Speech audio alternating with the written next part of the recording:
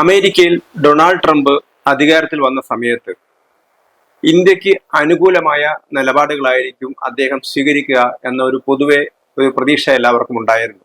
എന്നാൽ അതിൽ നിന്നും വ്യത്യസ്തമായി ഇന്ത്യ വിരുദ്ധമായ നിലപാടാണോ ട്രംപ് സ്വീകരിക്കുന്നത് എന്ന് സംശയിക്കേണ്ട ഒരുപാട് സാഹചര്യങ്ങൾ ഉരുത്തിരിഞ്ഞു വന്നിരിക്കുകയാണ്. ഒരുപക്ഷെ ട്രംപിനെ കുറിച്ചുള്ള പ്രതീക്ഷകൾ നമുക്കുണ്ടായിരുന്നത് 4 വർഷം മുമ്പ് ബൈഡന് മുമ്പ് ട്രംപ് അധികാരത്തിൽ ഉണ്ടായിരുന്ന സമയത്ത് അദ്ദേഹത്തിന്റെ ചെയ്തികളെ കുറിച്ചായിരിക്കാം, അല്ലെങ്കിൽ ആ ചെയ്തികളെ അടിസ്ഥാനപ്പെടുത്തിയായിരിക്കാം നമുക്ക് അങ്ങനെ ഒരു പ്രതീക്ഷ ഉണ്ടായിരുന്നു. പക്ഷെ ഇപ്പോൾ നമ്മുടെ പ്രതീക്ഷകളെ തികച്ചും തകിടം മറിക്കുന്ന രീതിയിലുള്ള നടപടികളാണ് ട്രംപ് കൈക്കൊള്ളുന്നത്. ഏറ്റവും ഒടുവിൽ ഓപ്പറേഷൻ സിന്ദൂർ സമയത്ത് നമ്മൾ കണ്ടതാണ്. അതിനുശേഷം അദ്ദേഹത്തിന്റെ പ്രഖ്യാപനങ്ങൾ, ആ പ്രഖ്യാപനങ്ങൾ കേന്ദ്ര മന്ത്രിസഭ, കേന്ദ്ര വിദേശകാര്യമന്ത്രിയാണെങ്കിലും പ്രധാനമന്ത്രി നേരിട്ടാണെങ്കിലും ഒരു വിദേശ ഇടപെടൽ, ബാഹ്യ ഇടപെടൽ ഇല്ലാതെയാണ് നമ്മൾ പാകിസ്ഥാനുമായിട്ടുള്ള വെടിനിർത്തൽ ഉണ്ടാക്കിയത് എന്ന് പറയുന്ന സമയത്ത് അല്ല, താനായിരുന്നു അതിന്റെ പിന്നിലെന്ന് പലതവണ ട്രംപ് ആവർത്തിച്ചിരുന്നു. ഇന്ത്യയിലെ പ്രതിപക്ഷം അത് ഏറ്റെടുക്കുകയും ചെയ്തിരുന്നു. അതേപോലെ തന്നെയാണ് പഹൽഗാം ഭീകരാക്രമണത്തിന് സൂത്രധാരൻ എന്ന് നമ്മൾ കരുതുന്ന പാകിസ്ഥാന്റെ സൈനിക മേധാവി അസീം മുനീറിനെ വാഷിംഗ്ടണിലേക്ക് ക്ഷണിച്ച്, തന്റെ ഔദ്യോഗിക വസതിയിലേക്ക് ക്ഷണിച്ചുകൊണ്ട് വിരുന്ന് നൽകുകയാണ് ആര് ചെയ്തത്? ട്രംപ് ചെയ്തത്. ഇതൊക്കെ തന്നെ ഒരിക്കലും ഇന്ത്യക്ക് സഹിക്കാൻ പറ്റാവുന്നതിന് അപ്പുറത്തുള്ള ഒരു നടപടിയാണ് ട്രംപിന്റെ ഭാഗത്തുണ്ടായിരുന്നത്. ഒരുപക്ഷെ ട്രംപിനെ സ്വാധീനിക്കുന്നത് എന്താണ്? വൈയക്തികമായ, വ്യാവസായികമായ, കച്ചവടപരമായ ചില നീക്കങ്ങളാണോ എന്ന് സംശയിക്കുകയാണ് നമ്മൾ ചെയ്യുന്നത്. അല്ലെങ്കിൽ പല വിദഗ്ധരും ട്രംപിനെ അനുകൂലിച്ചിരുന്ന വലതുപക്ഷ ചിന്താഗതിക്കാരായ ലോറ ലൂന പോലുള്ള അവരിപ്പോൾ ട്രംപിൽ നിന്ന് അകന്നു കഴിയുകയാണ്. നേരത്തെ ട്രംപിനെ പിന്തുണച്ചിരുന്ന ആളുകളാണ്. അവരൊക്കെ തന്നെ പറയുന്നത് ട്രംപ് വളരെ വേഗത്തിൽ മാറിക്കൊണ്ടിരിക്കുന്നു എന്നാണ്. കാരണം ട്രംപ് വെറും ഒരു രാഷ്ട്രീയ നേതാവല്ല, മറിച്ച് ട്രംപ് ഒരു കച്ചവടക്കാരൻ കൂടിയാണ് എന്നുള്ളതാണ്. അപ്പൊ അദ്ദേഹത്തിന്റെ ചില കച്ചവട താല്പര്യങ്ങൾ ഇതിനെ സ്വാധീനിക്കുന്നുണ്ടോ എന്നാണ് സംശയിക്കുന്നത്. പ്രത്യേകിച്ചും ടോം ബാരക് പോലുള്ള ആളുകളെ, വളരെയധികം കച്ചവട ബന്ധങ്ങളുള്ള ആളുകളാണ് ടോം ബാരക്. അങ്ങനെയുള്ള ആളുകളെയാണ് തുർക്കിയിലെയും സിറിയയിലേക്ക് പ്രതിനിധിയായിട്ട് അമേരിക്ക നിശ്ചയിച്ചിരിക്കുന്നത്. ഇവർക്ക് തന്നെ ഖത്തറിൽ ഒരുപാട് സാമ്പത്തിക ഇടപാടുകൾ ഉണ്ടെന്നാണ് കണ്ടെത്തിയിരിക്കുന്നത്. അങ്ങനെ തങ്ങളുടെ വ്യക്തിപരമായ സാമ്പത്തിക നേട്ടത്തിന് വേണ്ടിക്കൊണ്ട് ചില രാഷ്ട്രീയ നീക്കങ്ങളാണ് അവർ നടത്തുന്നത് എന്ന ആരോപണമാണ് അമേരിക്കയുടെ അകത്തുനിന്ന് തന്നെ ഉയർന്നു വരുന്നത്.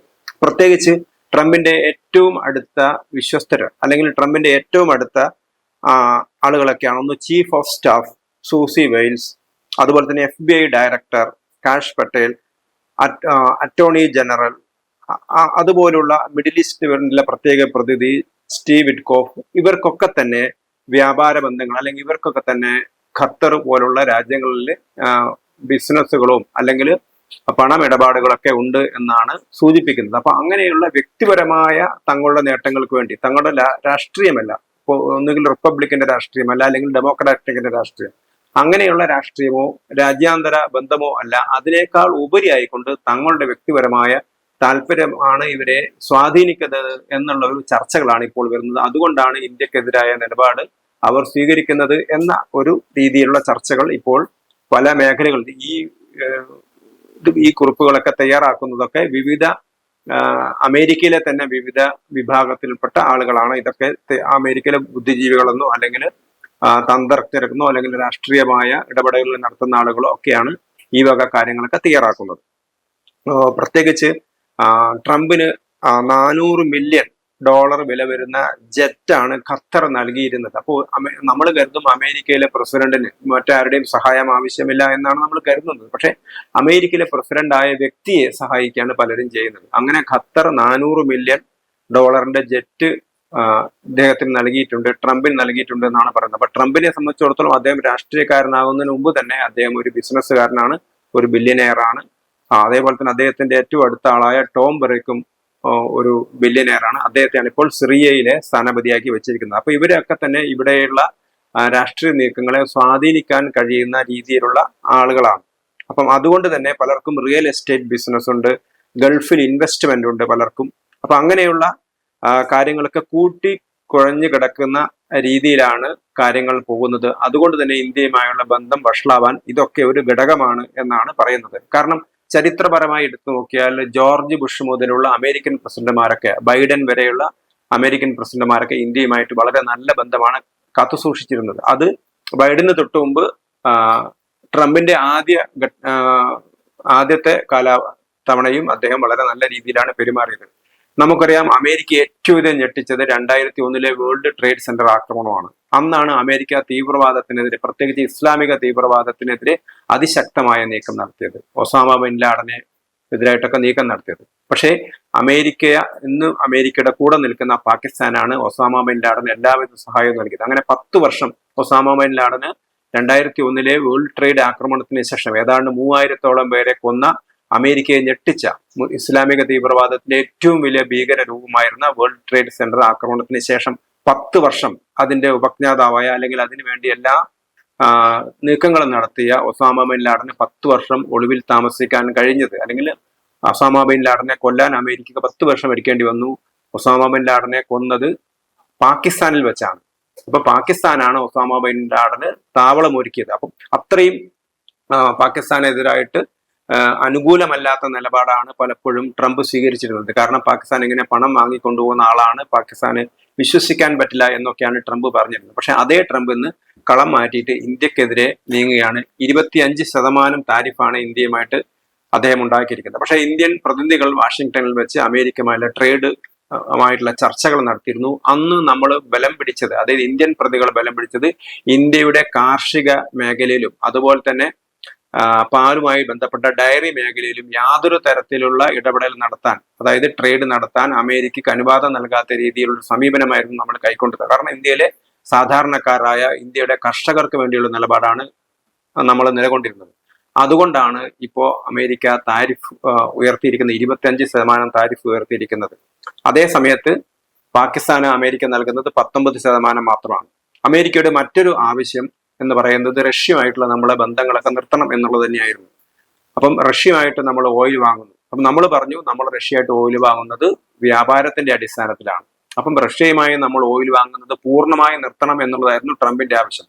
ആ ആവശ്യത്തിന് നമ്മൾ വഴങ്ങിക്കൊടുക്കാത്തത് കൊണ്ടാണ് ഇപ്പോൾ നമുക്ക് നേരെ 25% താരിഫ് വെക്കാൻ ട്രംപ് തീരുമാനിച്ചിരിക്കുന്നത്. പക്ഷെ എന്ത് തന്നെയായാലും ഇന്ത്യക്ക് ഇതിനെയൊക്കെ അതിജീവിക്കാൻ കഴിയും എന്ന് തന്നെയാണ് കരുതുന്നത്. കാരണം നേരത്തെ വാജ്പേയി പ്രധാനമന്ത്രി സമയത്താണ് പൊക്രാനിൽ നമ്മൾ ആണവ സ്ഫോടനം നടത്തിയത്. അന്ന് നമുക്ക് നേരെ ഉപരോധം നടത്തിയിരുന്നതാണ്, നമുക്ക് നേരെ സാങ്ഷൻ ഏർപ്പെടുത്തിയിരുന്നതാണ്. ആ സാങ്ഷനെയൊക്കെ അതിജീവിക്കാൻ നമ്മുടെ സർക്കാരിന് കഴിഞ്ഞു, നമ്മുടെ രാജ്യത്ത് കഴിഞ്ഞു, നമ്മുടെ രാജ്യത്തെ തൊഴിലാളികൾക്കും കർഷകർക്കും ഒക്കെ കഴിഞ്ഞു എന്നുള്ളതാണ് നമ്മുടെ ഒരു വിജയം. അപ്പൊ അതേ തരത്തിലൊരു വിജയം നമുക്കിപ്പോഴും നേടാൻ കഴിയും.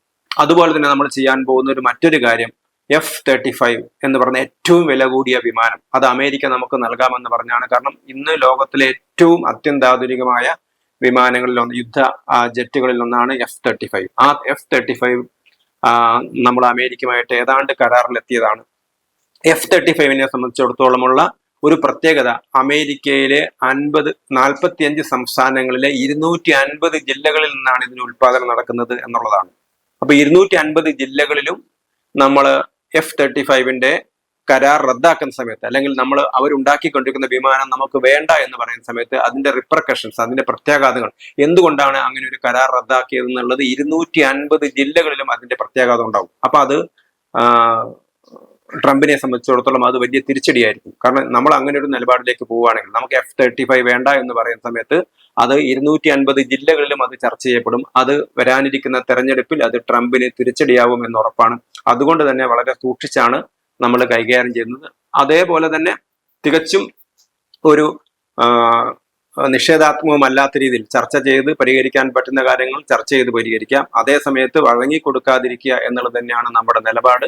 അത് ട്രംപിനെ മനസ്സിലായിട്ടുണ്ട് എന്ന് തന്നെയാണ് നമുക്ക് മനസ്സിലാക്കാൻ കഴിയുന്നത്. ട്രംപ് അധികാരത്തിൽ വന്നതിന് ശേഷം നമ്മൾ തൊട്ടു മുമ്പ് വർഷത്തേക്കാൾ കൂടുതലാണ് നമ്മൾ അമേരിക്കയിൽ ക്രൂഡ് ഓയിൽ വാങ്ങുന്ന കാര്യത്തിലാണെങ്കിലും പ്രകൃതിവാതകം വാങ്ങുന്ന കാര്യത്തിലാണെങ്കിലും ഒക്കെ അതിന്റെ അളവ് ട്രംപ് വന്നതിന് ശേഷം വളരെ കൂടുതലായിരുന്നു. അപ്പൊ നമ്മളെ സംബന്ധിച്ചിടത്തോളം നമുക്കും തിരിച്ചടിക്കാനുള്ള ഒരുപാട് മാർഗങ്ങളുണ്ട്, വിലപേശാനുള്ള മാർഗങ്ങളുണ്ട്. അതൊരു രാജ്യാന്തര തലത്തിലുള്ള ഡിപ്ലോമാറ്റിക് രീതിയിലേക്ക് പോകും. പക്ഷെ ഇതിന്റെ കാരണം, ട്രംപിന് ഇത്തരം ഒരു സമീപനം എടുക്കുന്നതിന്റെ കാരണം അമേരിക്കയുടെ രാഷ്ട്രീയമായ കാരണങ്ങളെക്കാൾ അമേരിക്കയുടെ രാഷ്ട്രീയ തലപ്പത്തുള്ള ആളുകളുടെ വ്യക്തിപരമായ സാമ്പത്തിക നേട്ടങ്ങളാണെന്നാണ് ഇപ്പോൾ ചർച്ച ചെയ്യപ്പെട്ടുകൊണ്ടിരിക്കുന്നത്.